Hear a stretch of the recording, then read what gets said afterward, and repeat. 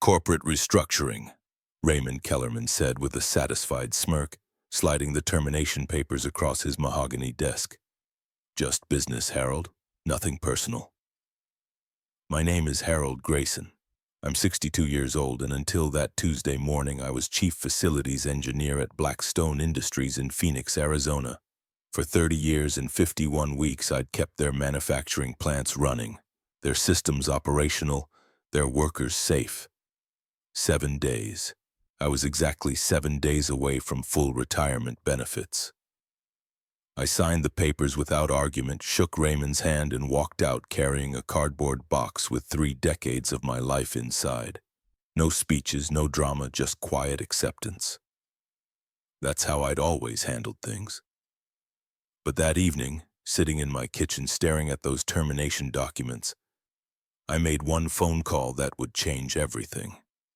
I'd worked at Blackstone Industries for 3 decades, starting as a junior technician under Theodore Blackstone, who understood that good equipment maintenance was the foundation of everything else. I'd built their systems from scratch, trained their people, earned their trust. Theodore was different from most executives. He'd work alongside us when deadlines loomed.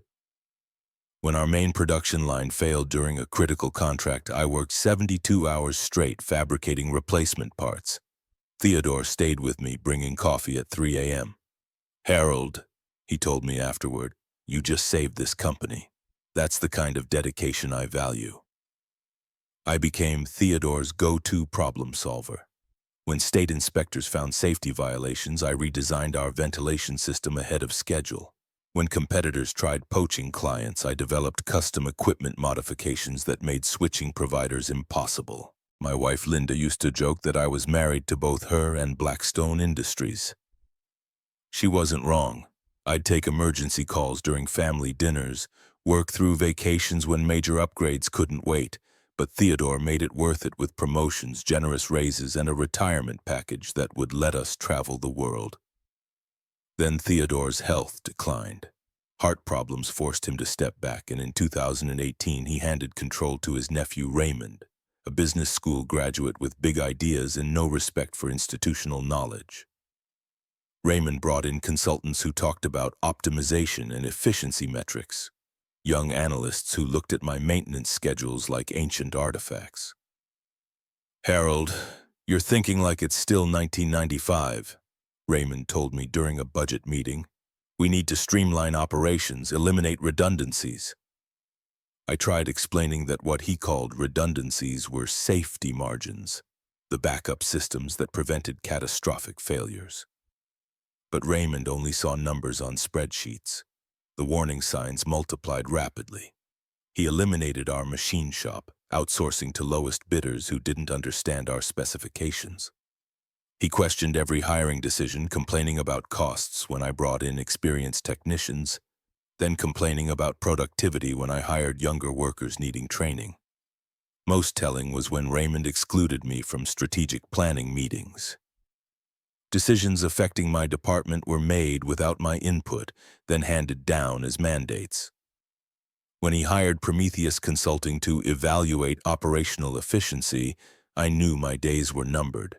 Their lead analyst, Jessica, was a 28-year-old MBA who spent 2 weeks following me with a tablet, asking questions that revealed complete ignorance of industrial operations. "Why do you perform weekly inspections on equipment that rarely fails?" she asked. "Because equipment rarely fails when you inspect it weekly," I replied, watching her type my response like it was antiquated superstition. Jessica's report recommended cutting my staff by 40% and replacing inspection schedules with predictive analytics software.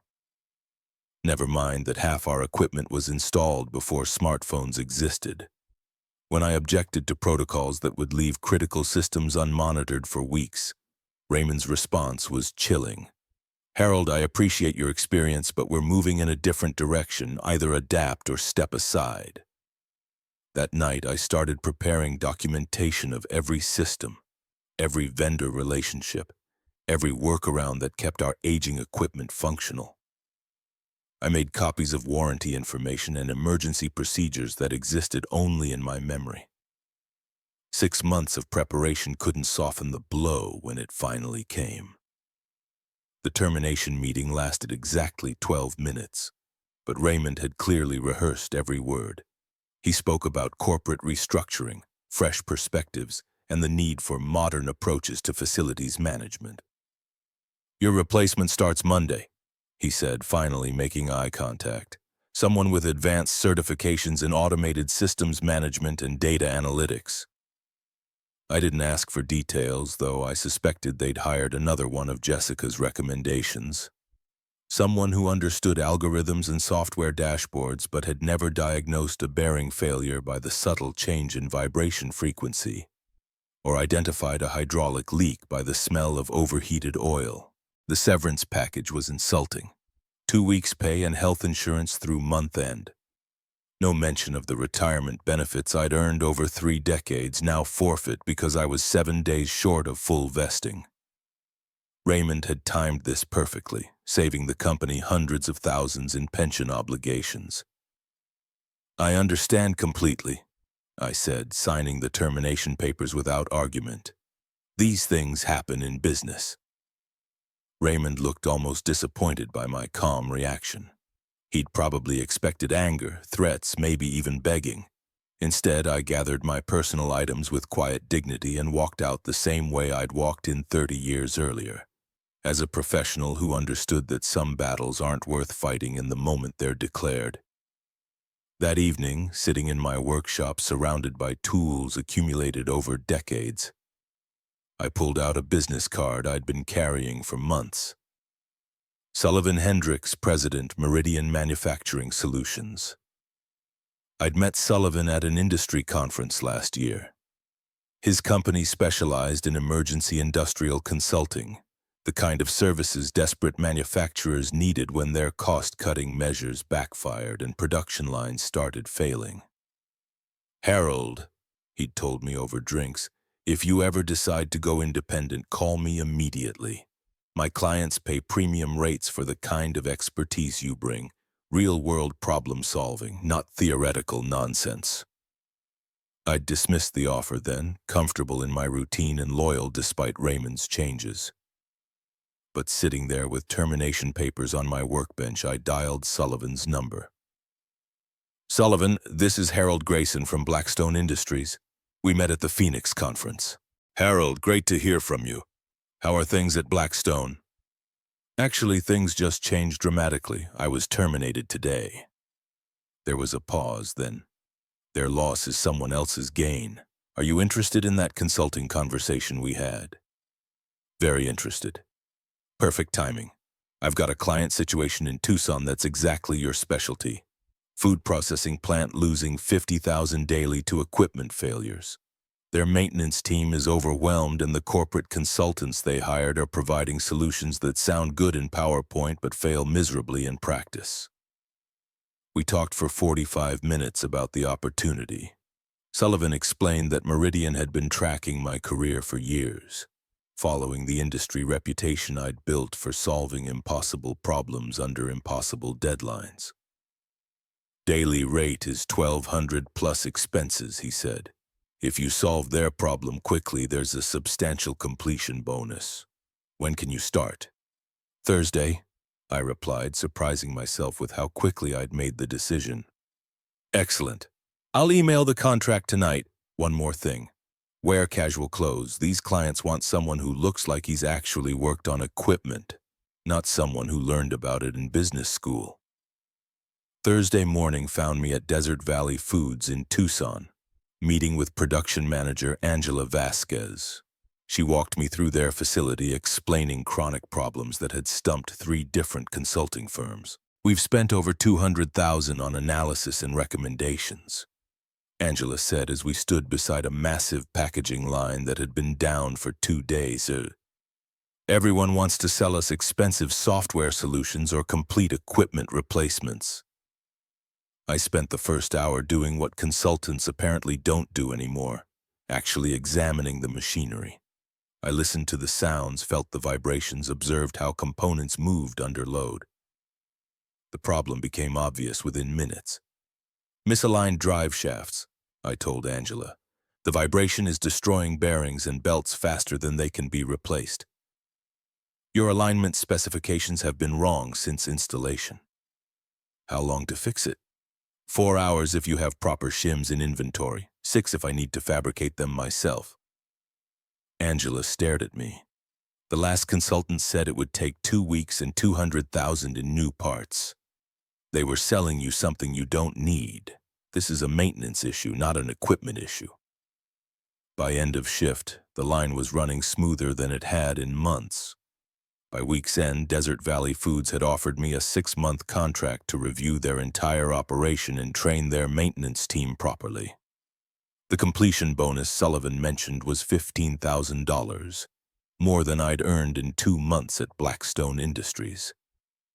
More importantly, word was already spreading through the Phoenix manufacturing community about the consultant who actually fixed problems instead of just analyzing them.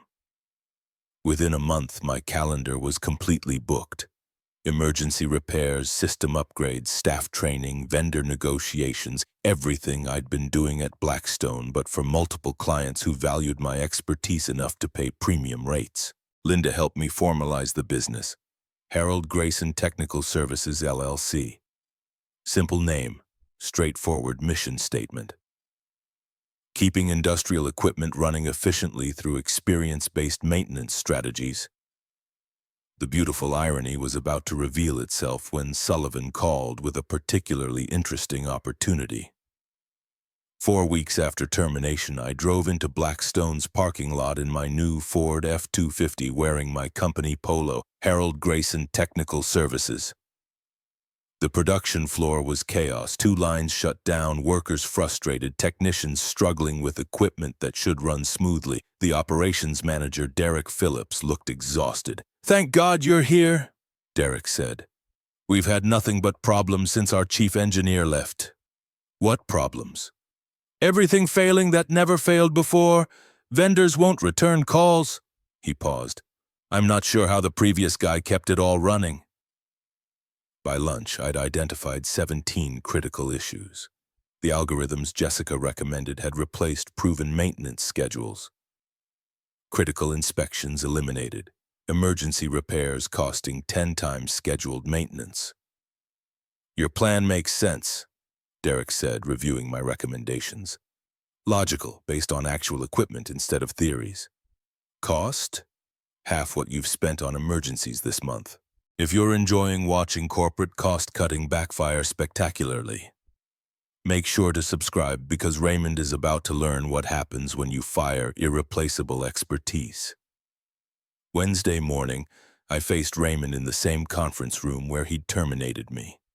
Jessica sat beside him with her tablet, along with 2 other executives. Raymond's expression was carefully neutral. "Harold, we weren't told who the consultant would be. Derek said you had concerns about my recommendations." Jessica leaned forward. "Your proposals reverse our efficiency improvements. Our models show—" "Your models ignore equipment reality," I interrupted. "Their theoretical performance under ideal conditions. The cost savings from reduced maintenance are offset by emergency repairs costing 20 times more." I pulled out financial analysis from their own reports. "Here are actual costs from last month. Compare that to my maintenance recommendations." Raymond reviewed the numbers, his face changing. "This can't be right. It's your data, just organized differently." Another executive spoke. "What would implementation cost? 2 weeks in management that doesn't interfere with technical decisions." Raymond looked uncomfortable. "What about ongoing support? Our chief engineer position is open." "I'm not interested in employment," I said, "but Harold Grayson Technical Services provides consulting at standard rates." After the meeting, Derek walked me out. "They're accepting your recommendations. They don't have choice." "Why did you leave Blackstone?" Derek asked. "Everyone says you were the best." I looked back at the building where I'd spent 3 decades. I was fired 7 days before retirement benefits vested. Derek's shock turned to anger. "Why would they do that?" "Ask Raymond." 6 months later, Harold Grayson Technical Services had 12 clients and a waiting list. I'd hired 2 associates and was earning more than I ever had as an employee. Blackstone had paid me 3 times my former salary to fix problems their cost-cutting created. Sullivan called with news. Blackstone wants an exclusive service contract. They want guaranteed emergency response. Tell them my rates just doubled, I replied. The next week, Raymond called me personally. His voice carried a tone I'd never heard before, uncertainty mixed with desperation. Harold, we'd like to discuss bringing you back full-time. We realize we made a mistake. I kept my response simple. I'm not interested in employment. What would it take? Name your terms. Harold Grayson Technical Services provides consulting at standard rates. If you need guaranteed response times, we offer premium service contracts. Raymond's silence stretched for several seconds. The costs are significant. Poor maintenance costs more, I replied. You've seen the numbers. Another long pause, then, would you consider, about the retirement benefits, the timing of your termination? We could discuss some kind of compensation. That ship sailed, Raymond. I'm building something better now. A year later, I received an invitation to speak at the Phoenix Manufacturing Association's annual conference.